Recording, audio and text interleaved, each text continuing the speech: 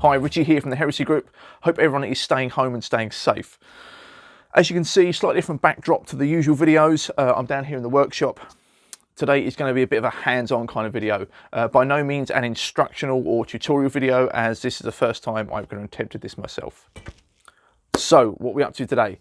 Well, those of you that follow the channel and mine and Tim's Insta will know the wonderful guys over at Sionyx gave us the Sionyx Aurora Sport to get hands on and have a play with and field test and really see what this little thing can do as far as full colour night vision is concerned. Now, for the price tag that this comes in at, around about $399 thereabouts, we found this to be an awesome bit of kit. So both myself and Tim have run this as an action cam on our helmets or lids to capture any sort of night game play. Now, whether that's just a skirmish night game or a Milsim, the good thing about this is it is in full colour, not that monochrome green that you see from your night vision tubes. So without digressing too much, the reason why we're here today is, as you can see, the Aurora Sport is quite a brilliant white and ice blue. So I know the basic Sionyx Aurora is black and green, and I think the Aurora Pro is black and gold, but on the other two models, the body is predominantly black, whereas this is quite white.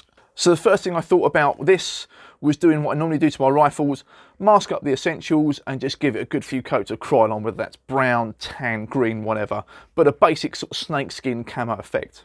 So as luck would have it, just about the time I was going to DIY spray this, up popped on Instagram a picture of a Sionyx Aurora Sport, like this, before and after, fully sprayed up with the craziest night camo pattern I've ever seen, with greys, sort of blues, tan. It looked awesome. So big shout to Task Force Delta Canada. I know they've got a few of these units and they were the first ones I ever saw to have that camo pattern painted onto their Aurora Sport. So I've done some digging and the guys were actually sent a stencil set to be able to make this pattern. Now this pattern is called Erosion pattern. Now this actually belongs to Ross Coatings, so that is their pattern alone. So unlike what I do when I spray my rifles, which is just some Krylon and some scrim netting, this pattern does require some precise stencils to be able to create this exact erosion pattern. So over a couple of weeks, myself and Ross Coatings, really cool guy, really friendly, super helpful. He supplied us with a couple of stencil sheets. So that's what we're going to go ahead and try to do today. So I will, in the description below, put everything that I'm using today and as many links as to where you can get them from. So whether that's the stencils from Ross Coating, the instructional video from Ross Coatings, the paints, etc. I'll try and include that, but we're going to go ahead and get into that right now. Okay guys, so here we are, we're outside, we've got the paint, we've got the camera, we've got the stencils, and we have our Stanley knife. So if you can do this outside guys, please do, because of the fumes, but with the wind, the way the wind is today, I'm a bit concerned about how the spray pattern's going to go. So these are the exact colours you will need. I'll go through these right now. So you need TS6 matte black Tamiya colour. You will need TS90 brown, TS48 gunship grey, TS70 olive drab, and TS63 NATO black. Now, obviously I'm showing you this here guys, but you know, when you get the stencils from Ross Coating and in the instructional videos, all of this will be in there. He'll tell you everything that you need to get to do this job.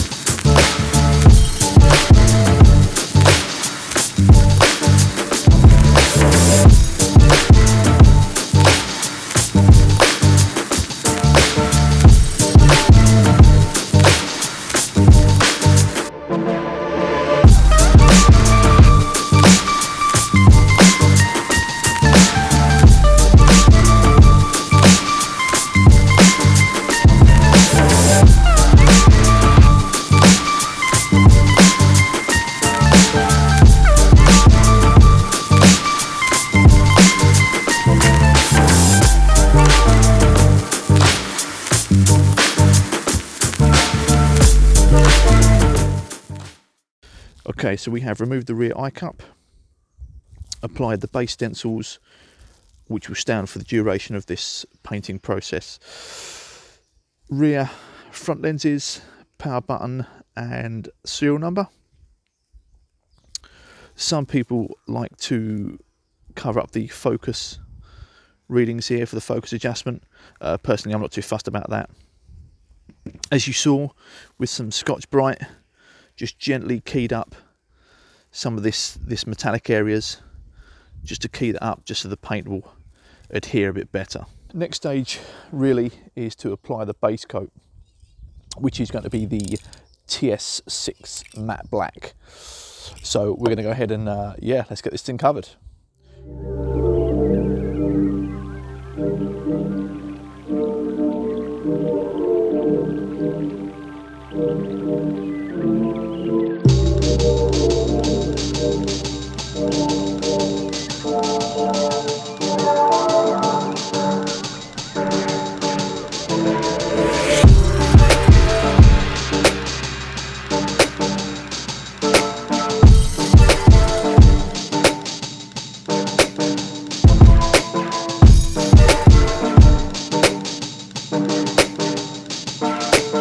Okay, so that is the base coat done of the TS6 black.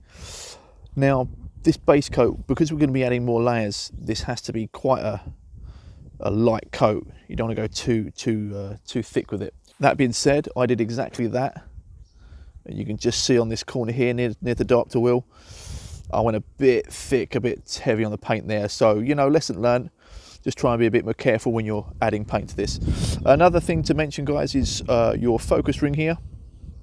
In order to get the paint in all the crevices, you will need to paint, then move your focus ring and paint again, so you don't get any white spots.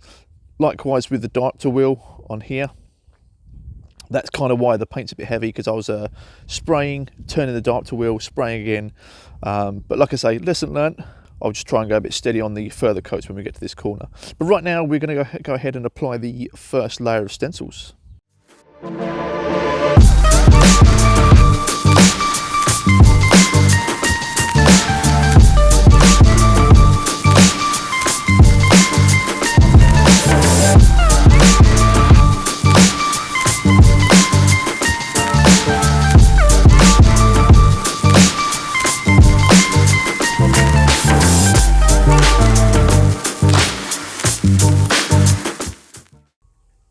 So that is the first set of stencils applied.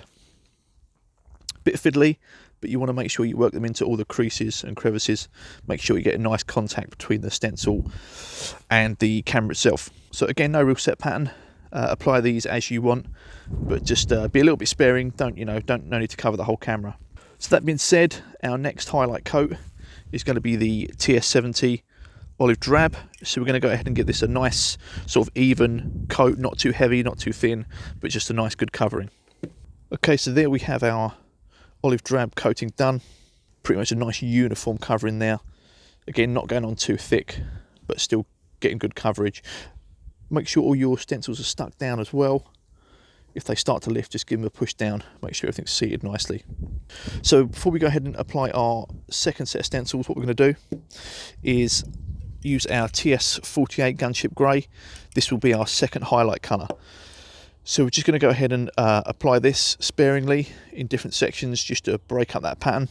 Again, less is more, just a little bit at a time, and slowly build it up in different areas. Obviously you don't want full coverage, but you know, you're just using this as a highlight colour. I know it might be quite hard for you guys to pick up out here in the sunshine. I will, once this is done, take it indoors and get a better clean shot, but hopefully you can see I've tried to mix up the green and the grey, space it out as best I can, really try and disperse that green and grey pattern. But now that's done, we're going to go ahead and apply the second set of stencils, which thereafter we'll apply the final coat of black. So let's go.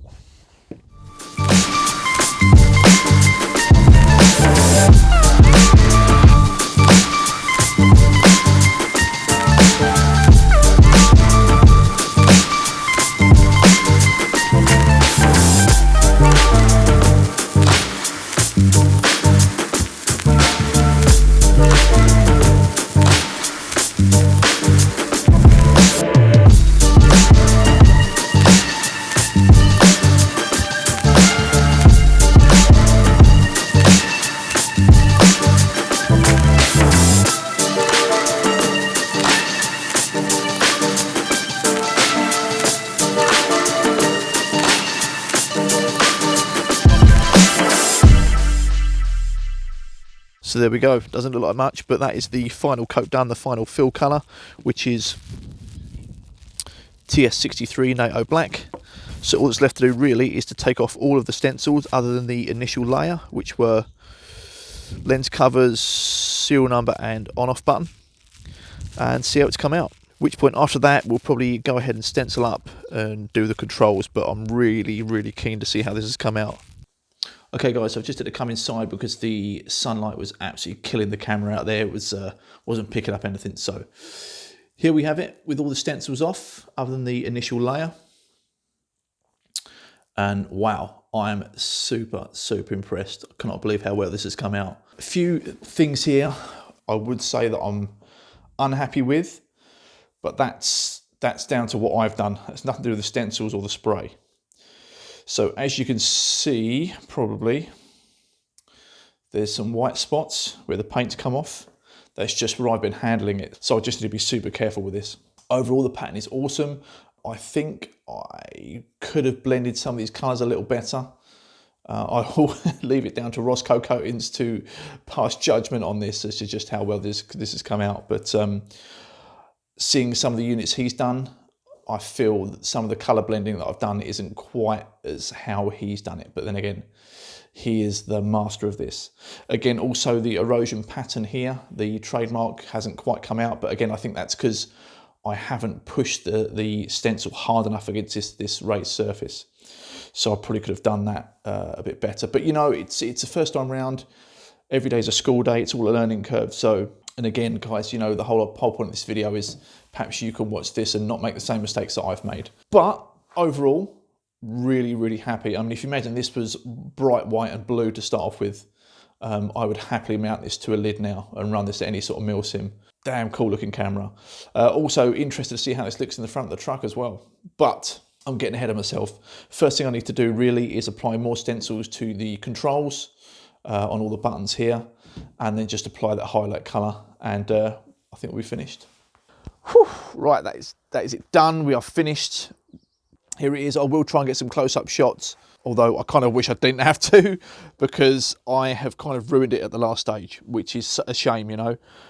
Let's break it down. Does this look a million times better than it did when I started this morning? Yes. Do I love the colours and the pattern, the erosion pattern from Ross Co Coatings? Yes, absolutely love the colour combination and the patterns on this. Really cool. Obviously, it's the first time I've done this. I've never painted an Aurora Sport before in my life using the method from Ross Co Coatings. So, but it was really easy, super easy. The instructions were there, applied the stencils and applied each coat as per the list, and it came out really well. The bit where it went wrong was where I tried to buck the system. So when applying the control stencils and painting them on, I didn't want to mask up the whole thing and spray again. So I just got a little paintbrush and tried to fill them in. Instructions are there for a reason. If you don't follow them, you're going to mess up. As you can see, guys, the tan paint, as I've lifted the stencils, has just lifted the paint with it. So I've taken all the control images and paint off. So now it actually looks not that great. But that's my doing. That's because I rushed and I just tried to buck the system. So word of advice, stick to the instructions, spray things as they should be sprayed, nice light coats, and it should be fine. But other than that, mega happy with how this has come out. Again, love the colours, love the pattern. I wouldn't mind getting this on a rifle or two of mine. So that's it. Hopefully, if you do choose to paint your Aurora Sport with the Ross Co coating stencils and erosion pattern, it won't seem so daunting now. And please don't make the mistakes I did. Don't rush. Don't try and buck the system, and follow the instructions to the letter. So first of all, I want to say a huge thank you to Sionyx for the camera, Ross Co Coatings for the stencils and the how-to guide. I will leave all the links in the description below. So head over and show these companies some love on all platforms. As always, any questions, any comments, please leave in the box below. I'm sure Tim would love to see you guys give me a bit of a ribbon over my horrific paint job that I've done today. Like, subscribe, that'd be great, and we'll see you again soon.